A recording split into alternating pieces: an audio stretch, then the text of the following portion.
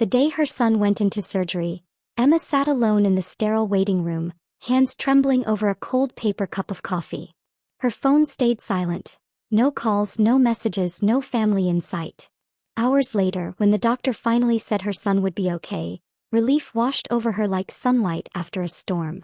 But peace didn't last long. 3 weeks later, her phone buzzed, not with love or concern, but with a demand. Her family, who hadn't shown up when she needed them most, suddenly wanted money. And when she refused, they didn't just argue, they tried to ruin her life. Emma had always been the dependable one. The one who lent money, the one who showed up for birthdays, the one who fixed other people's problems while quietly ignoring her own. Growing up, she learned early that love in her family was conditional.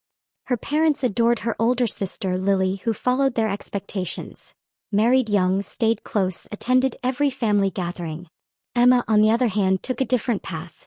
She married for love, not convenience, and when her husband passed suddenly 5 years later, she was left to raise their son Noah on her own. Her parents offered polite sympathy but little help. They believed independence meant isolation, that needing support was weakness. Emma worked double shifts at a community clinic, scraping together enough to keep Noah's world steady. When doctors discovered Noah's heart defect, her world tilted again. Surgery was scheduled after months of saving and sleepless worry. She called her parents and sister, hoping they'd come, not for her but for Noah.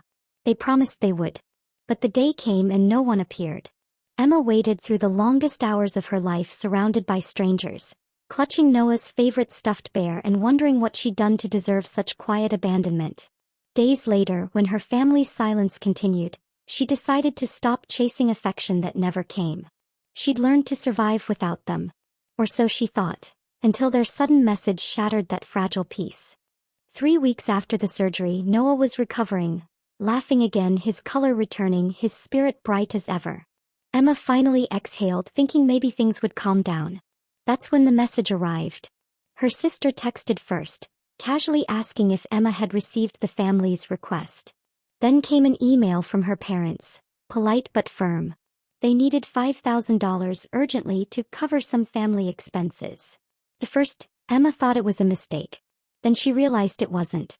They'd ignored her during the most terrifying week of her life, and now, as if nothing had happened, they were asking for money she didn't have. She responded with quiet disbelief, telling them she couldn't help, that every penny was going toward Noah's recovery. What followed was not understanding but outrage. They accused her of being selfish, ungrateful, even disrespectful. They reminded her of the times they'd let her stay at home after college, or the help they'd once given her years ago. Emma didn't fight back. She simply laughed. A tired, broken laugh, the kind that comes from realizing you finally stopped trying to please people who never wanted you to win. That laughter became the last straw. The next morning, she received a call from her bank. Her family had reported unauthorized financial behavior, implying Emma was mishandling shared accounts, a lie designed to hurt. 4 hours she sat frozen, explaining her innocence to a bank manager while emails from relatives poured in. It wasn't about money anymore. It was control. The kind her parents had always used to remind her she was still beneath them. But something inside Emma shifted that day. The years of silence, obligation, and guilt began to fall away. For the first time in her life, she didn't beg to be understood. She decided she was done. Completely done. That weekend, Emma gathered every document, every receipt, and every record proving her independence. Then she made one final decision. She closed every joint account that still tied her to them. She didn't announce it. She didn't explain. She simply reclaimed what was hers. Her parents were furious. Lily sent messages filled with guilt and accusations. But for once, Emma didn't flinch. She didn't cry. She didn't chase apologies. She just focused on Noah. His laughter, his recovery, his light. When Noah's doctor called to confirm his heart was healing perfectly, Emma finally smiled. Not because everything was fixed, but because she'd found peace in choosing herself. In that quiet victory, she realized something powerful. Her family's absence at the hospital had been a gift in disguise. It had shown her who truly belonged in her life, and who didn't. Their betrayal no longer controlled her story. It defined their character, not hers. She'd walked through fire alone, and somehow she'd come out stronger than she'd ever been. Months later, Emma sat with Noah at a park bench overlooking the lake, the same place she used to take him before everything fell apart. He was healthy now, running ahead, laughter echoing in the breeze. Her phone buzzed again.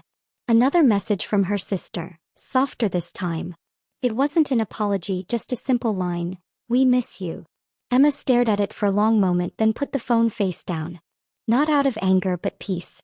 She no longer needed their validation. In the months that followed, Emma built something better. A chosen family. Friends from the clinic who stood by her when blood relatives disappeared. Neighbors who cooked meals after Noah's surgery. A community that celebrated her resilience, not her compliance. Her story became one of quiet strength. Proof that love doesn't always come from where you expect it. Sometimes it's built from the ashes of disappointment, shaped by those who choose to stay when others walk away. When people asked how she managed to stay kind despite it all, she always said the same thing. Because I learned that family isn't defined by who shares your name, it's defined by who shows up when your heart is breaking. Emma never sent her family another dollar. But she gave her son something priceless. A home built on honesty, peace, and unconditional love. And when she thought back to the day they called the bank, she didn't feel anger anymore. Only gratitude. Because their attempt to break her became the moment she finally learned how to stand tall. Her laughter, once dismissed, had become her freedom.